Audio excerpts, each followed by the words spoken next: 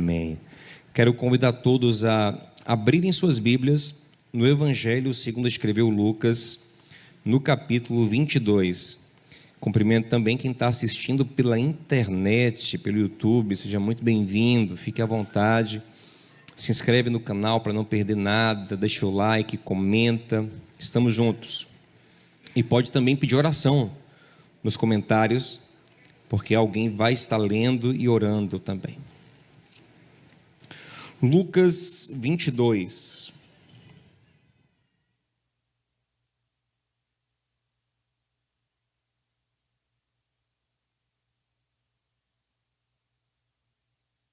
Vamos ler a partir do versículo 13.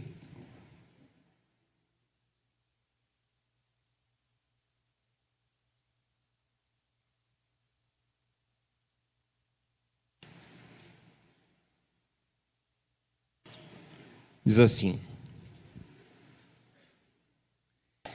eles saíram e encontraram tudo como Jesus lhes tinha dito.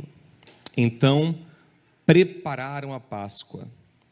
Quando chegou a hora, Jesus e os seus apóstolos reclinaram-se à mesa e disse-lhes: desejei ansiosamente comer esta Páscoa com vocês antes de sofrer. Ansiedade é uma das palavras mais fortes dos nossos dias. Nós somos um mundo cada vez mais ansioso por diversos fatores. E um dos grandes problemas da ansiedade é que ela nos faz previver certas dores.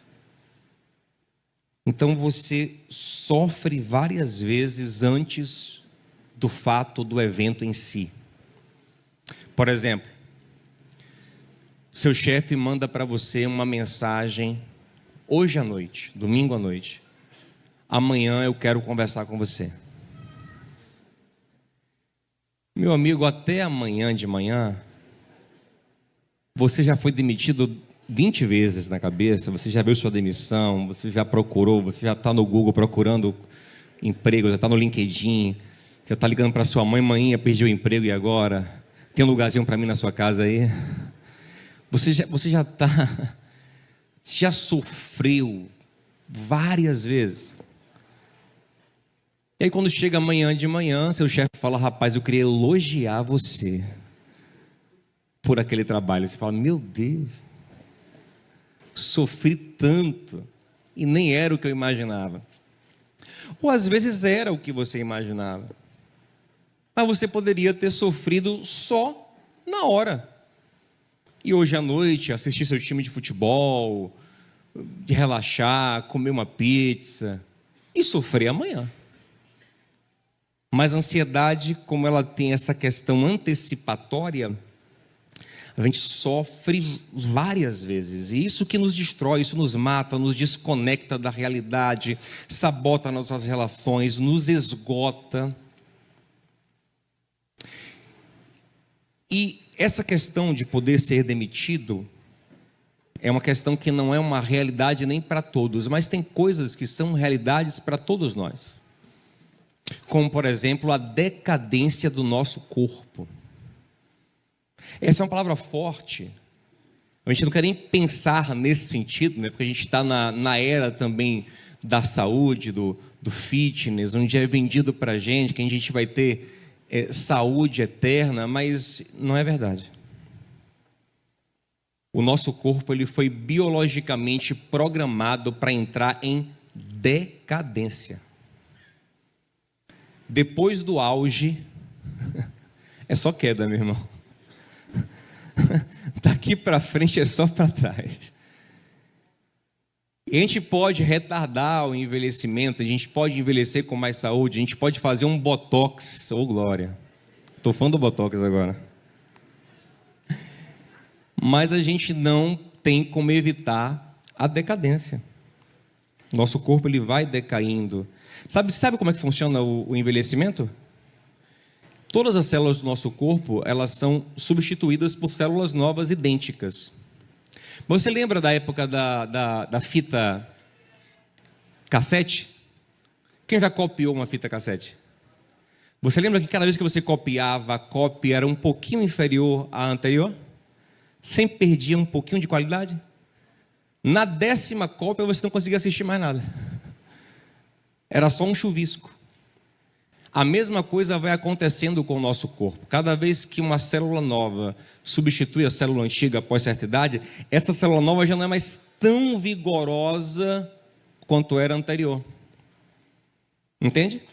Então chega uma hora que os nossos órgãos começam a falhar, que nosso sistema imunológico começa a falhar, e chega uma hora que nosso corpo entra numa decadência natural e ele morre.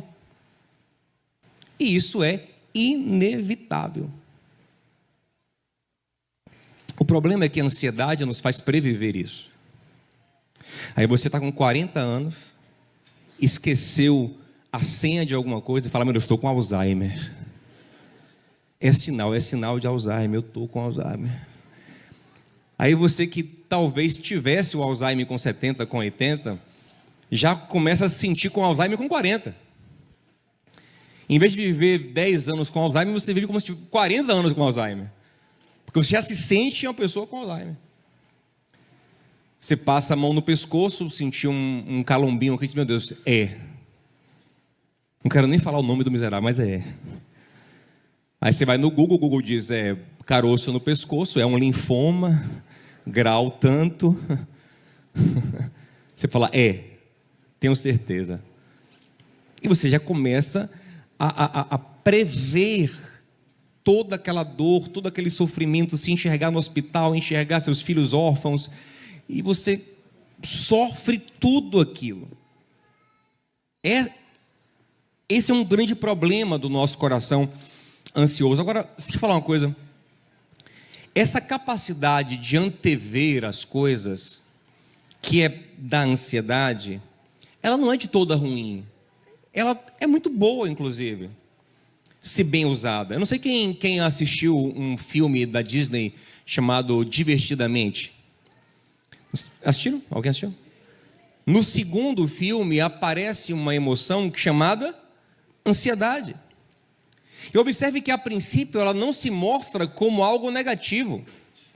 Ela aparece e trazendo para a menina protagonista ali justamente uma capacidade de antecipar problemas e de se preparar para desafios. Lembra disso, gente? Então ela começa a princípio usando a ansiedade de forma positiva, para se preparar para situações e até para se animar para certas situações. E é sobre isso que eu quero falar. O nosso grande problema com a nossa ansiedade, que é algo natural, que é esse previver as coisas, não está na emoção em si, nessa capacidade em si de antecipar as coisas, mas no que nós repousamos a nossa mente.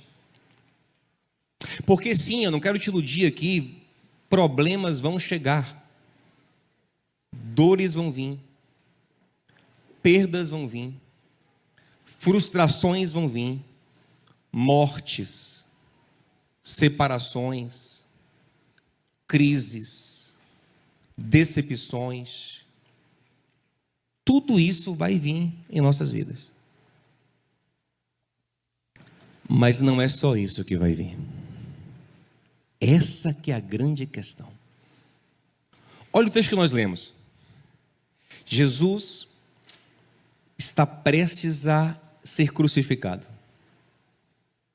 Mas antes da cruz, ele faz questão de mandar seus discípulos prepararem um jantar muito legal, o jantar mais especial da tradição judaica, o Pesach, o jantar da Páscoa. E ele prepara com todo o carinho. Ele não quer um jantar qualquer, não, ele quer uma coisa bem feita. Ele quer um salão amplo. Se você ler o começo do capítulo, você vai ver. Ele já escolheu o lugar. É um salão amplo, específico, na cidade santa de Jerusalém. É um mezanino top. Acho que não é um rooftop porque não era aberto. mas é um mezanino top, um lugar mobiliado, com tudo o que é necessário para receber um grupo consideravelmente grande. Jesus e os seus 12 discípulos, ele quer uma festa, ele quer um momento memorável, um momento que iria atravessar gerações e até hoje nos inspira, que a ser do Senhor vem desse momento. Ele quer um momento. E quando ele senta na mesa com os discípulos, a primeira coisa que Lucas registra, a primeira palavra que Lucas registra da boca dele, quando o Lucas fala, então sentaram-se na mesa, e a primeira coisa que ele disse foi: eu estava ansioso por esse momento. Eu estava o quê? Ansioso? Peraí. Ansiedade não é aquela coisa que nos faz pré-viver alguma coisa? Nos faz ficar pensando em alguma coisa que ainda está por vir? Sim. Jesus, que combate tanto a ansiedade no Sermão do Monte, agora está ansioso? Sim. Porque ele está usando a ansiedade da maneira certa. Em vez de ficar ansioso pela dor, de ficar ansioso pelo sofrimento, ele ficou ansioso por um bom momento. Ele desejou, antes da dor, que é inevitável, antes da morte, que era inevitável, ele desejou um momento feliz. E ele pensou nisso. Ele desejou ansiosamente, significa que ele ficou pensando: vai ser muito legal quando eu levantar o pão e falar aquelas palavras. Vai ser muito gostoso quando eu estiver com eles naquele momento e eu encher o cálice e eu passar de mão em mão. Vai ser muito legal quando nós estivermos ali e no final nós cantarmos essa canção que eu já estou preparando aqui na minha mente, porque eles cantaram uma canção antes. Ele foi previvendo algo muito bom. E todos nós temos a capacidade de previver coisas boas, sabia, gente? Todos nós. Quer ver uma coisa? Não sei quem já jogou na Mega Sena. Depois me confesse no gabinete lá. Mas você não tinha, a sua chance de ganhar era ínfima. Mas só de ter jogado você já começou: rapaz, se eu ganhar. Tem gente que se empolga tanto que liga para a mãe: manhã, se eu ganhar, a senhora pode escolher a casa. Mãe, como é que é, menina? Escolha, a senhora quer como? Olha que a esperança é mínima, né, Jack? É um negócio totalmente improvável. Mas como tem um pouquinho de esperança no horizonte, você começa a sonhar, e a previver, e a se imaginar. E às vezes não, acho que ninguém aqui nunca ganhou. Se ganhou, eu confesso, porque o dízimo não entrou.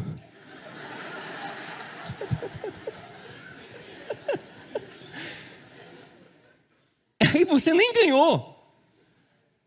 Mas sabe o que foi legal? Foi você ter vivido aquela esperança. Você ter ansiado por coisas boas. Você ter deslocado a sua ansiedade só de problemas e das dívidas que você tem, e você ter colocado a sua ansiedade em alguma coisa que tinha a potencialidade de ser boa, que nem foi boa em si, porque depois você perdeu o seu dinheiro, mas que tinha o poder de ser bom. E aqui eu aprendo com Jesus, que está prestes a enfrentar a maior dor possível, a dor de receber sobre si o peso de todo o pecado do povo de Deus, de ser afastado espiritualmente do Pai, ser crucificado brutalmente naquela crucificação romana que era feita para destruir a alma e o corpo de alguém. Ele vai passar por tudo isso, mas ele teve a capacidade de desejar ansiosamente uma festa, porque ele sabia que mesmo em meio à dor, o Pai ia preparar para ele esse tempo de consolo, de conforto e de alegria, e o Senhor ficou ansiando por isso. E eu quero dizer a você que eu não posso garantir para você que vai ter isso ou aquilo no seu futuro, mas eu posso garantir para você, à luz da palavra de Deus, que por mais que vão vir dores e lutas e desgostos na vida, há uma promessa de um Deus bom, que está no nosso amanhã, e que permitirá que nós vivamos ainda nele alegrias maravilhosas, consolo, bondade, graça. E nós temos que aprender a ansiar por isso, a ansiar na esperança, a nos alegrar na expectativa. Na verdade, já sabemos fazer isso, temos que aprender a fazer na fé. Como eu disse, talvez o exemplo da Mega Sena não te tocou, porque você não joga, mas quer ver os homens vão saber o que é isso aqui, ó. Às vezes a semana está um saco. Fala, que semana sem graça. Não tem nada que me anima essa semana, mas domingo o Bahia vai jogar. Há quem se anime porque o Vitória vai jogar, imagina, gente.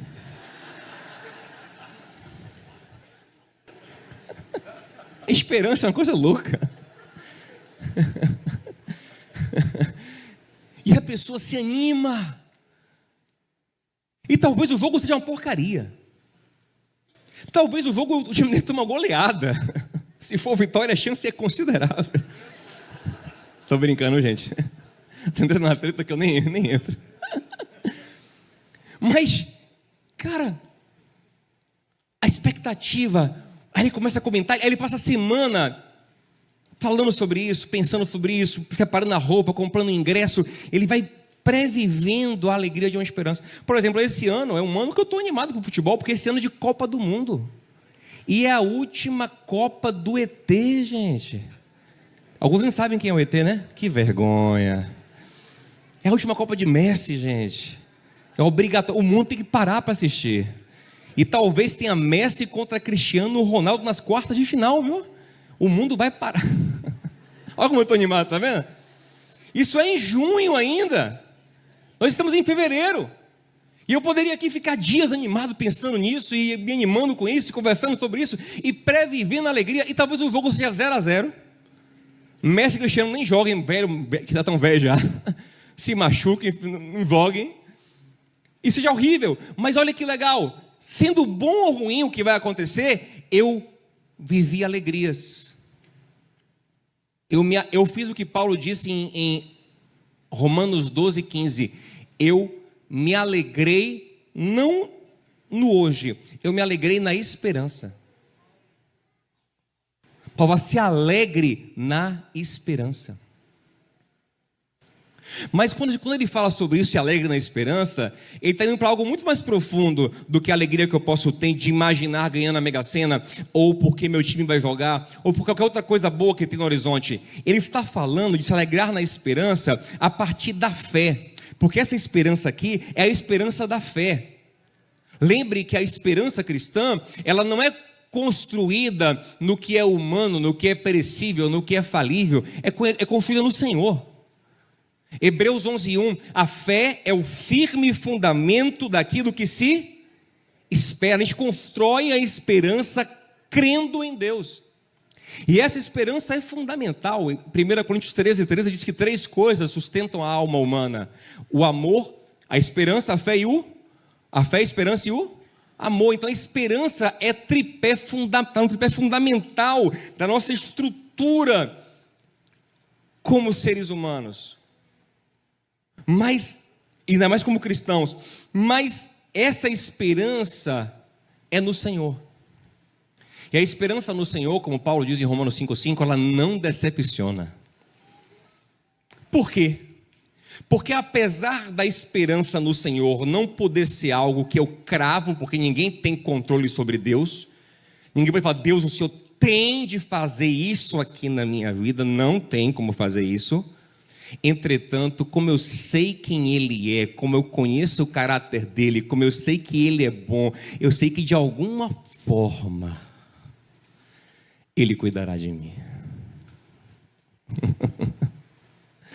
Eu sei que de alguma forma Ele satisfará o nosso coração. No Salmo 37:5 diz assim: entrega o teu caminho ao Senhor e confia nele. Eu não sei o que ele vai fazer, mas eu sei quem ele é. E no 4 diz: deleita-te no Senhor, e ele vai fazer o quê? Ele vai satisfazer o teu coração. Eu não sei como, mas eu me animo, sabe? Sabe quando você se anima por algo que você não sabe, porque você acredita que quem está preparando a surpresa é bom? Alguém fala assim: eu vou lhe dar um presente, o quê? Uma surpresa. Dependendo da pessoa, você... Foi uma pessoa mesquinha, foi uma pessoa... Aí você fala: ih, não espero grande coisa não. Talvez eu não espere nem nada, porque essa pessoa promete e não cumpre. Mas se é uma pessoa fiel, que prometeu cuidar da gente em todo o tempo, então eu começo a olhar para o meu futuro e a me animar e a esperar coisas boas por esse Senhor bom, que prometeu, gente, a maior das coisas boas lá no futuro, na eternidade. Ele prometeu em Apocalipse 21 que um dia vai enxugar dos nossos olhos todas as lágrimas. Paulo diz em Romanos 8,18 que nossa tribulação presente não se compara com a glória que vai ser revelada. Paulo fala em 2 Coríntios 4 que as leves e momentâneas tribulações desse tempo não se comparam com o eterno peso de glória que experimentaremos. A gente não tem noção do que será, mas eu tenho certeza que será maravilhoso.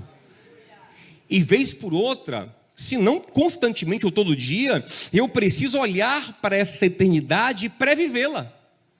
Estou sofrendo, estou desanimado, parece que nada tem graça na vida. Eu falo: mas o Senhor vai consolar o meu coração um dia. Mas o Senhor vai enxugar dos meus olhos todas as lágrimas. E eu começo a pré-viver a glória futura. É o que Paulo está falando: alegrai-vos na esperança. Se alegre hoje pensando na esperança do amanhã. Paulo fala, não atentando só para o que se vê, porque é passageiro, mas para o que não se vê, porque é eterno. Então isso me anima. Só que não é só sobre vida eterna, é sobre um Deus que é bom aqui também. Porque Deus não tem dois caráteres não, gente. No céu ele é maravilhoso, mas na terra ele é carrasco. Deus é bom no céu e é bom na terra. Então eu não sei exatamente, porque ele não disse assim: olha, quem me servir vai viver exatamente isso e aquilo. Não. Mas há uma promessa: bondade, misericórdia, graça, cuidado. Então Davi fala no final do Salmo 23, né? Eu tenho uma certeza. Qual é a certeza, gente? Que bondade e misericórdia me seguirão todos os dias da minha vida. Então como é que eu posso ansiar nesse sentido, se eu não sei exatamente o que é, mas eu sei que é algo bom? Tem algo bom, tem bondade chegando aí. Toque alguém, diga: irmão, tem bondade chegando aí, meu irmão. Tem bondade, aleluia, eu fico animado. Tem bondade no horizonte. Eu não sei o que é, mas tem bondade vindo aí, tem misericórdia vindo aí. Agora tem uma coisa, quando a gente anseia por alguma coisa, que a gente cria às vezes muita expectativa, né? É muita expectativa, e quando chega na hora você: rapaz, não era tão legal assim não. Mas por isso que é bom você gerar esperança na fé. Sabe por quê? Porque o caráter de Deus costuma nos surpreender. Deus, ele faz o contrário. Ele deixa você assim, ó. E aí, Senhor, vai fazer o quê? Fique na sua. Senhor, e aí? Fique na sua, confie. Às vezes ele não fala muito, mas quando ele faz, ele mostra o quão gracioso ele é. É o caráter dele. Por exemplo, Jesus, ele está na festa em Caná da Galileia. E aí acaba o vinho da festa. Você sabe que era uma vergonha, né? A festa, ela era mensurada pela qualidade do vinho. que é que se falava de uma festa, né, antigamente? Qual foi o vinho que serviu? Se serviram um vinho chique, eu não vou me arriscar aqui, que às vezes eu tento falar de vinho, de uma coisa, só dou fora, eu revelo a minha leiguice. Mas eu ouvi falar outro dia que o Angélica Zapata disse que é muito bom esse vinho, né? Aí, não é, alguém vai falar, mais ou menos. Até melhor, eu sei, enfim. Se serviram Angélica Zapata ou se serviram o... Diga um ruim aí. Hã? Eu não sei. Não, sangue de boi também acho que foi lambação.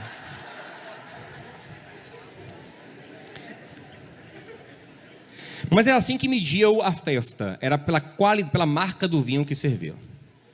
Pela marca do vinho. Agora imagine a festa que não tem vinho. Era uma vergonha. Tanto que quando acaba o vinho, Maria chama Jesus e fala: ô vinho, filho, ô mãe, não comece não. Eu não lhe falaria se não fosse sério, viu? Não tem mais vinho. Coisa é séria. Você vê que a ideia do texto é essa, ela está tensa. E ela chama ele ali porque é triste o que está acontecendo. Gente, imagina ali, a galera, rapaz, acabou o vinho, aí começa a rolar o boato, acabou o vinho. Aí Maria sai esperançosa da cozinha, porque ele está, e onde ele está, esperança. E Maria está dizendo, fique tranquilo, ele está lá, eu conheço ele, eu conheço. Ali tem um coração lindo. Está assim, meio assim, mas ele vai fazer. Aí a mãe da noiva nervosa, ai Maria, acabou o vinho. Jesus está lá. Já falei com ele. Ele entrou lá, já começou a se mexer, fica tranquila. Imagina qual é a expectativa do pessoal ali. Rapaz, qualquer coisa, qualquer vinho que ele fizer, gente.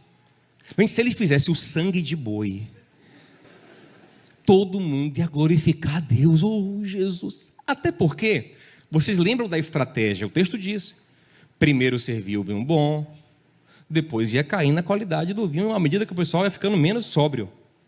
Então já tinha passado o vinho bom, o vinho médio, já tinha acabado o vinho ruim. Então agora é hora do sangue de boi mesmo. Ninguém ia reclamar do sangue de boi.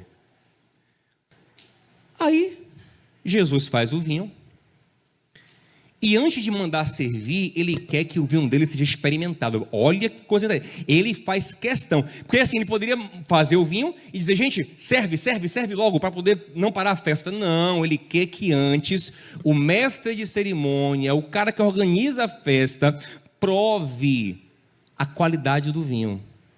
Aí manda uma taça para o mestre de cerimônia. Imagina o cara pegando a taça, fazendo aquela papagaia toda. Cheira não sei o quê. Quando ele toma, ele diz, como é que é? Chama o noivo agora. Gente, ninguém numa festa de casamento chama o noivo à toa, né, gente? O noivo está lá zoado. Ele disse, não, chama ele aqui agora que eu preciso falar com ele. Ele é maluco? Como é que ele faz um negócio desse? Aí o noivo vem preocupado, o que foi? Rapaz, você, a gente combinou, rapaz.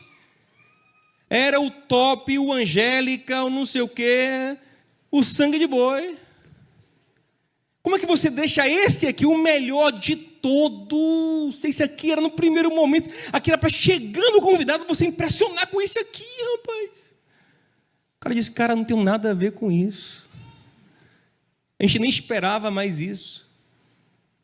Mas Jesus entrou lá. E em vez de fazer alguma coisa para quebrar o galho, ele nos surpreendeu com o melhor dos vinhos. Deixa eu te falar uma coisa.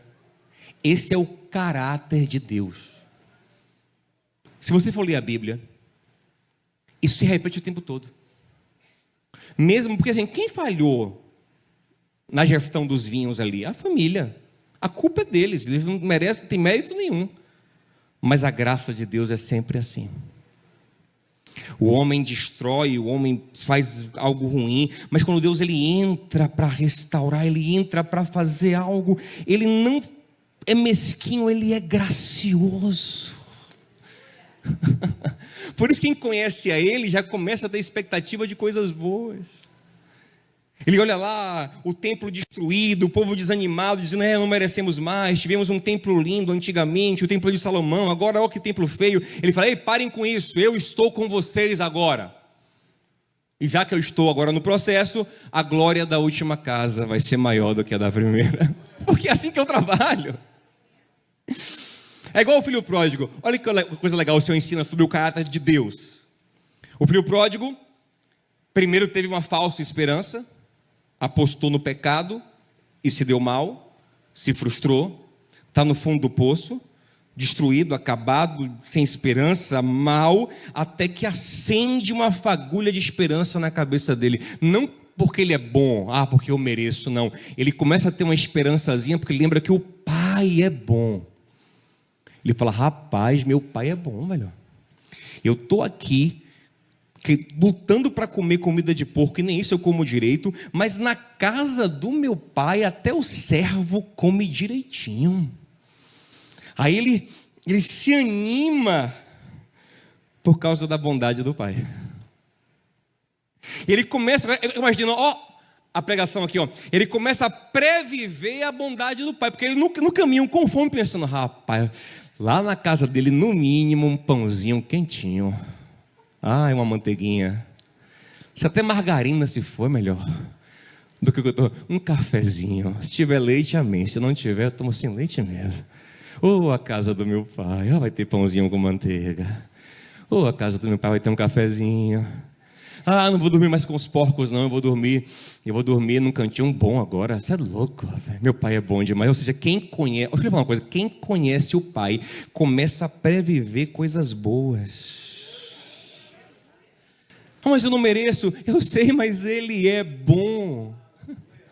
Hebreus 11:6 fala o seguinte: sem fé é impossível, porque é necessário que todo aquele que se aproxima de Deus, que busca a Deus, que ora a Deus, que vai para a palavra de Deus, que vem para um culto como esse, todo aquele que busca a Deus, creia que Ele existe e é abençoador, benfeitor, galardoador de todo aquele que o busca. Ele é bondade. E quem se aproxima dele vai ter que começar a previver. Rapaz, eu não sei o que vai ser, mas tem coisa boa que vai acontecer na minha vida. E o cara tá assim, ele sai da lama e já começa a se animar. Rapaz, lá na casa dele, aleluia, calma, o estômago tá, calma, rapaz. Lá vai ter um pãozinho pra gente. E as costas doendo, ele fala, calma, lá vai ter um cantinho pra gente dormir. Mas ele chega com essa expectativa. Como é que o pai recebe ele, gente? É só o pãozinho com café? O pai faz um churrasco com a melhor carne, dá uma roupa nova, restaura ele completamente. Por quê? Porque esse é o nosso Deus. Por que eu estou falando tanto sobre esse caráter de Deus que surpreende o homem? Porque às vezes a gente tem medo de criar expectativas do amanhã e de ansiar pelo amanhã e nos frustrar. Mas vou te falar uma coisa, se você criar expectativas no Senhor, eu tenho certeza que você vai se surpreender. Isso aqui não é uma promessa de que seus sonhos vão se realizar. Talvez não se realizem, mas Ele vai fazer coisas boas na sua vida que são melhores do que os nossos sonhos. Efésios 3,19 fala dessa obra dele. Diz que Ele é poderoso para realizar, através do seu poder em nós, muito além do que nós pedimos, ou até do que nós imaginamos. Você nem pensa, você nem pede, só imagina. Mas Ele é poderoso para ir além. Então, para encerrarmos, eu queria convidar você hoje a deslocar a sua ansiedade. Em vez de ficar só previvendo problemas e angústias e sofrimento, e eu sei que eles vão vir, e tem hora de se preparar para eles, sim. No Getsemane, o Senhor começou a se preparar para a cruz, e orar para encarar a cruz, e faz parte, recebeu o consolo dos céus, já que na terra não veio, Deus mandou, porque Deus está sempre presente conosco, nas horas mais difíceis, Ele manda consolo. Mas antes disso, Ele previveu uma ceia, Ele previveu uma festa, e não há pecado algum nisso. E essa festa, essa ceia até hoje, é símbolo da nossa esperança. Então ele fala: olha, comam em memória de mim. Comam crendo no que eu fiz, crendo na minha obra, crendo que eu voltarei. E eu não estou te animando aqui a ficar obcecado por alguma coisa, até porque em Provérbios 13:12 diz que a esperança que não se concretiza, ela enfraquece o coração, mas para se animar para a vida. Isso é para mim também. O Senhor falou comigo isso. Olhar para a vida e dizer: olha, ainda que uma cruz esteja ali na frente, tem um jantar também. E eu vou previver, eu vou ansiar, eu vou desejar. Eu vou olhar e vou dizer: vou me animar em coisas boas. Isso pode ser bem prático. Bem prático quando eu penso: olha, eu não sei muito bem como será, mas digamos uma coisa: esse ano eu vou querer comemorar tal data, meu aniversário, eu vou querer fazer uma viagem em tal data. E você não pode controlar tudo o que vai acontecer, você pode se animar na possibilidade de viver coisas boas na prática mesmo. Eu vou servir, eu vou amar, eu vou empreender, eu vou construir, eu vou melhorar, eu vou me cuidar.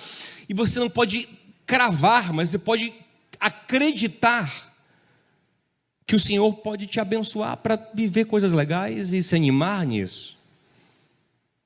E previver isso, e acreditar, e imaginar. Isso, a gente não tem pecado nenhum nisso, sabe? Não tem carnalidade nenhuma nisso. Poxa, esse ano eu vou fazer 50 anos, eu vou fazer 55, eu vou fazer 60, eu vou fazer 40, eu vou fazer... Poxa, esse ano eu queria fazer uma festa, eu queria comemorar. E você, o seu aniversário é em dezembro. Mas você já viveu alegrias até lá, pensando e projetando e compensando os convidados. Não tem nenhum problema nisso. É alegrar na esperança também.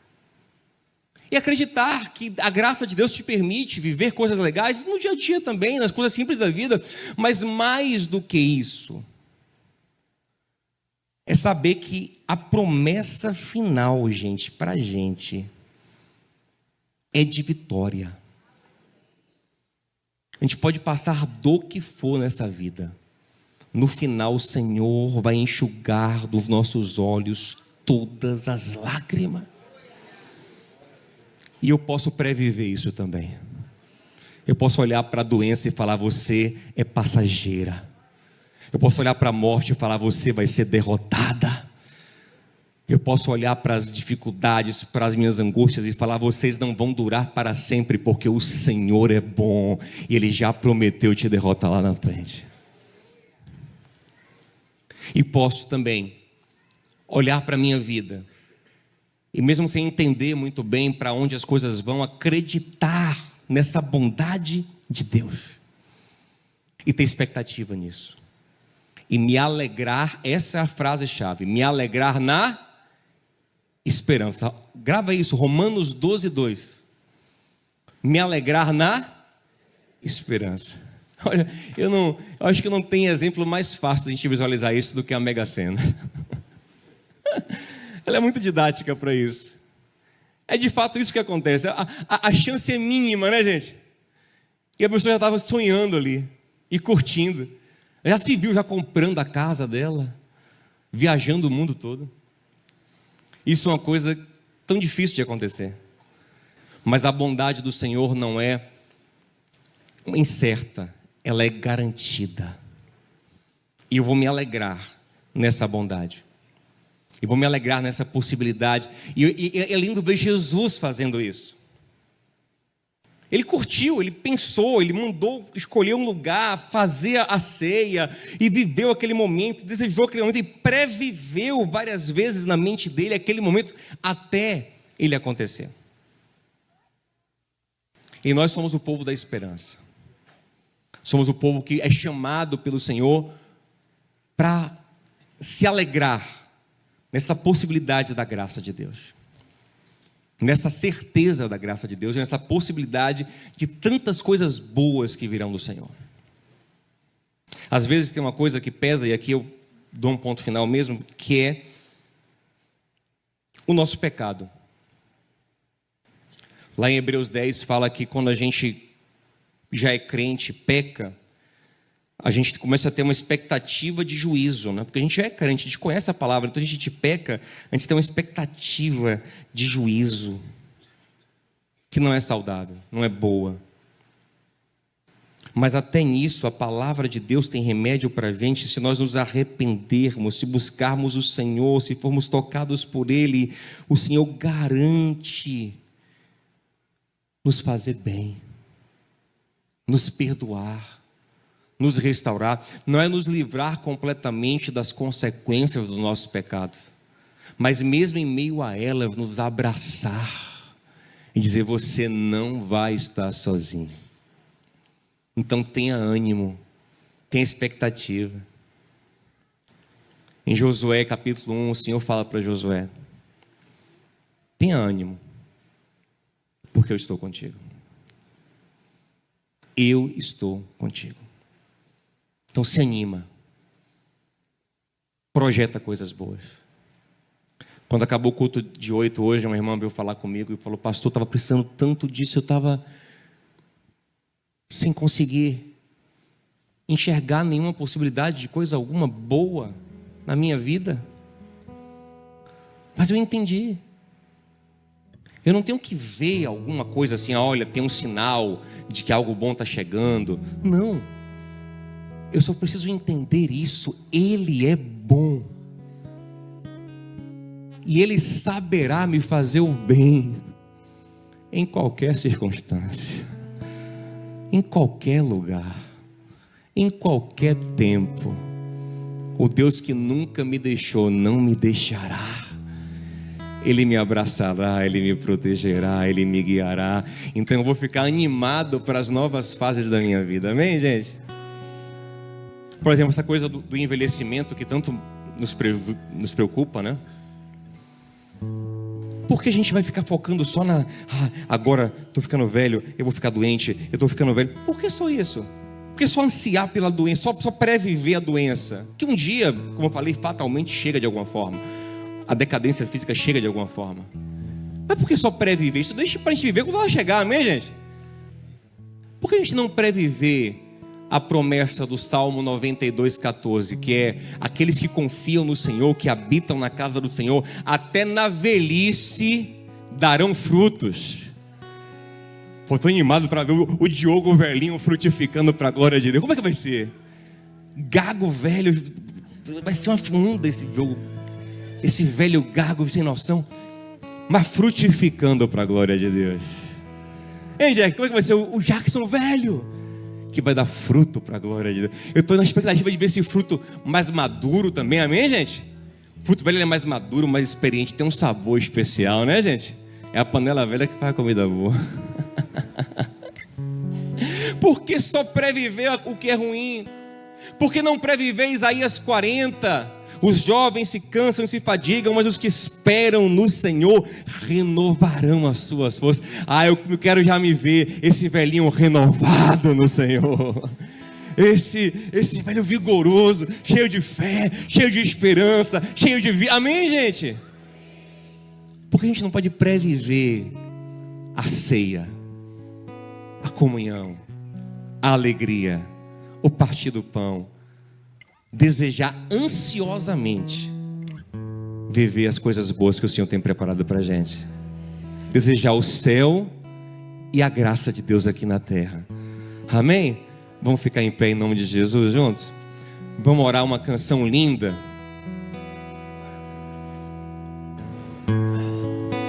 Vamos orar uma canção linda.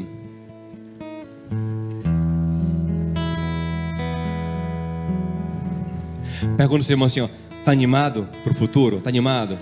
Tem coisa boa chegando aí. A bênção do Senhor, a graça do Senhor, a vida do... Vamos animar. Vamos previver coisas boas. É igual quando a gente vai viajar, né? Às vezes o mais legal do que a viagem é preparar para a viagem, né? É pesquisar as coisas da viagem, os lugares que você quer visitar. Você, às vezes é mais legal do que a viagem. É você se preparar, você vai curtindo a viagem. E é uma grande viagem que vamos fazer no Senhor. que tem destino na Nova Jerusalém. Mas até lá vamos previver a alegria, a graça, o amor, porque Ele é bom, amém, gente? Vamos orar essa canção, declarando a bondade dEle. Te amo, Deus, Tua graça nunca falha. Todos os dias eu estou em Tuas mãos. Desde quando me levanto até eu me deitar, eu cantarei da bondade de Deus.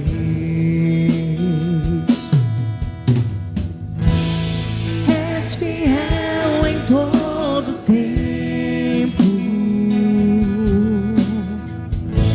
em todo tempo Tu és tão bom. Com todo fôlego que tenho, eu cantarei da bondade de Deus. Tua doce voz que me guia em meio ao fogo, na escuridão. Tua presença me conforta. Eu sei que és meu Pai e que amigo és. Vivo na bondade de Deus. Declare isso com fé. És fiel em todo tempo, Sempre, ainda quando somos infiéis. em todo tempo Tu és tão bom. Com todo fôlego que tenho, eu cantarei da bondade de Deus. Tua bondade me seguirá, Senhor. Tua bondade me seguirá, Senhor. Eu me rendo a Ti, te dou meu ser, entrego tudo a Ti. Tua bondade me seguirá, Senhor. Tua bondade me seguirá, Senhor. Eu me rendo a Ti, te dou meu ser, entrego tudo a Ti. Tua bondade me seguirá, Senhor. Aleluia. Em Hebreus 12:2 diz que Jesus suportou a cruz, tendo em vista a alegria que lhe estava proposta. Ele sabia se alegrar antes da cruz, na ceia, ele ansiou por isso. Sabia atravessar a dor, mas sabia que depois também haveria uma alegria de cumprir a missão, de ser a salvação da humanidade, de ser luz para o mundo, de estabelecer a restauração de todas as coisas. Que saiba que a gente vai se alegrar no Senhor a cada dia, vai passar por dores, mas as dores não serão o fim. Depois dela há uma alegria eterna que nos está proposta. Há um consolo, há uma graça infinita. Mas eu sofro muito, você não sabe a minha dor, meu irmão, eu imagino, mas há consolo para ela também. A promessa é que Ele vai secar dos nossos olhos todas as lágrimas, as dores mais profundas, as mágoas mais profundas, as feridas mais profundas, as carências mais profundas. Ele saberá consolar, Ele saberá satisfazer. Aleluia. Então, quem pode previver isso? Quem pode imaginar isso? Quem pode se imaginar plenamente consolado no Senhor? Precisamos imaginar, previver, ansiar pelo Senhor. Mas eu repito, não é só no céu. Aqui na terra você vai provar de graça. Sabe, aceita isso. Aceita. A gente que pensa que não, a vida com Deus não. É igual Jesus. Ele ia ser crucificado, aí a mulher derramou um perfume caríssimo em cima dele. Um perfume caríssimo. Gente, tem perfume que é caro. Outro dia eu estava vendo um perfume que eu fui pesquisar. Sabe quando era o perfume que eu fui pesquisar? Tô chique agora, né? R$4.000. Não comprei não, mas eu quis, desejei. Tem perfume de muito mais. Então a mulher trouxe um perfume que era um tesouro, era caríssimo. Era como se na época fosse um perfume de 10 mil, 15 mil, caríssimo. Quando ela derramou em Jesus, aí veio Judas: desperdício, não precisa. Jesus disse: não quero, não deixe ela me preparar, vou morrer cheiroso. Irmão, aceita que Deus vai trazer alguns mimos para a sua vida, algumas, aceita, Ele é bom, amém, gente? Ele vai fazer coisas boas também, Ele vai trazer consolo, graça, tem alegrias vindo aí, amém? Pai, nós te damos graças, porque o Senhor é maravilhoso, e eu sei, Senhor, que tem dores na frente, tem Calvário, tem Getsêmani, e nós te pedimos graça para passar por ele, Senhor, e cumprir todo o teu propósito em nossas vidas. Mas eu sei, Senhor, que a gente não pode ficar só ansiando e pensando e previvendo a dor. Nos ensina, Senhor, a previver as alegrias. Nos ensina, Senhor, a nos alegrar na esperança, nos alegrar no futuro cheio de esperança. Como Jesus que ansiou por uma ceia com seus amigos, que possamos ansiar pelo grande banquete com o Senhor nos céus, que possamos ansiar com a tua graça que vai se manifestar em nossa vida aqui na terra. A tua bondade vai se manifestar. Nós não sabemos como exatamente, mas sabemos que ela vai se manifestar. Nós aceitamos isso, esperamos por isso e temos expectativa. Temos expectativa, bom Deus, na tua bondade. E sei que isso te agrada, sei que isso te honra, porque o chamado da palavra é: alegrai-vos no Senhor. E queremos nos alegrar no Senhor, na tua palavra, na tua presença, na tua promessa de cuidado sobre as nossas vidas, em nome de Jesus.